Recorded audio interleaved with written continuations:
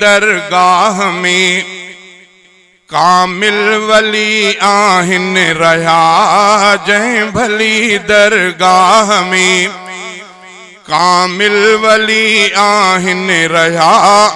सा भली दरगाह हाले जी शरीफा वाह वाह जंहिं भली दरगाह में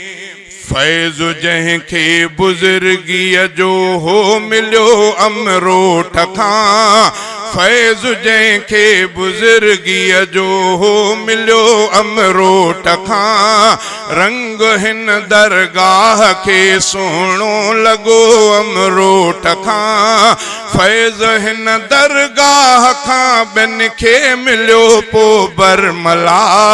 फैज़ हिन दरगाह खां ॿियनि खे मिलियो पोइ बरमला जंहिं भली दरगाह में कामिल वली आहिन रहा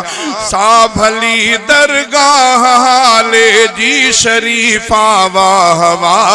जंहिं भली दरगाह में झंग में अहिड़ी बती हक जी बरी थी रोशनी झंग में अहिड़ी बती हक जी बरी थी रोशनी रोशनी उन ते पुजन था के परवाना कही हित वॾा तौहीद सुन्नत जा बरी दिया पया हित वॾा तौहीद सुन्नत जा बरी दिया पया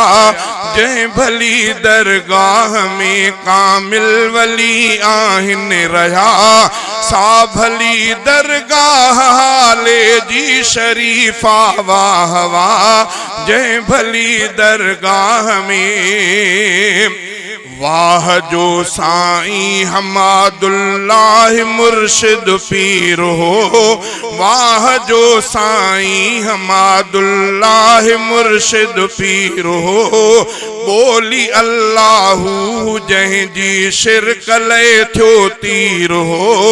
वाह जो साईं हमादुल्लाह मुर्शिद पीर हो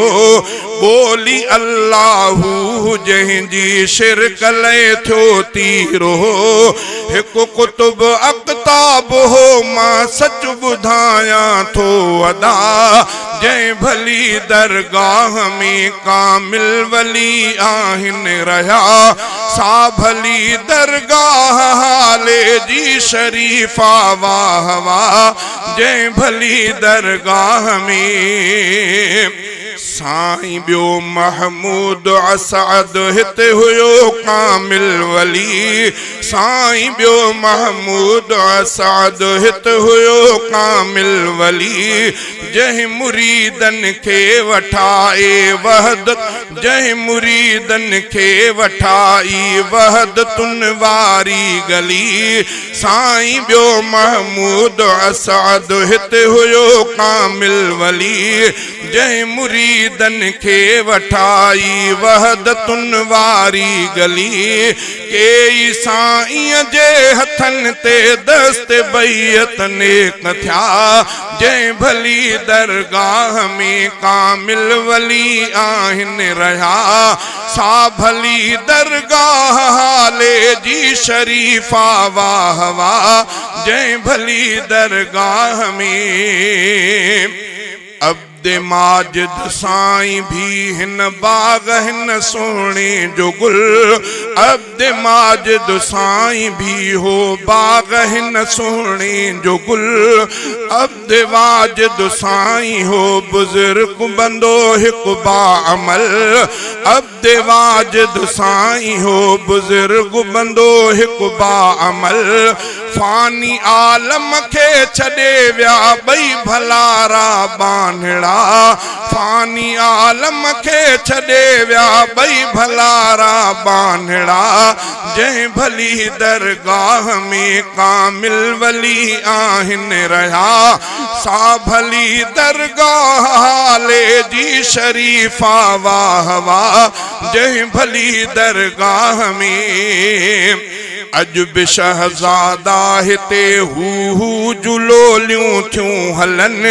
अज भी शहजादा हिते हू जुलोलियूं थियूं हलन। जिक्र साईं अब्दु समद खां पया माण्हू वठन। अज भी शहजादा हिते हू जुलोलियूं थियूं हलन। जिक्र साईं अब्दु समद खां पया माण्हू वठन। शल हुजे आबाद ही दरगाह मुंहिंजी आ दुआ। जंहिं भली दरगाह में कामिल वली आहिनि रहिया। सा भली दरगाह हाले जी शरीफा वाह वाह। जंहिं भली दरगाह में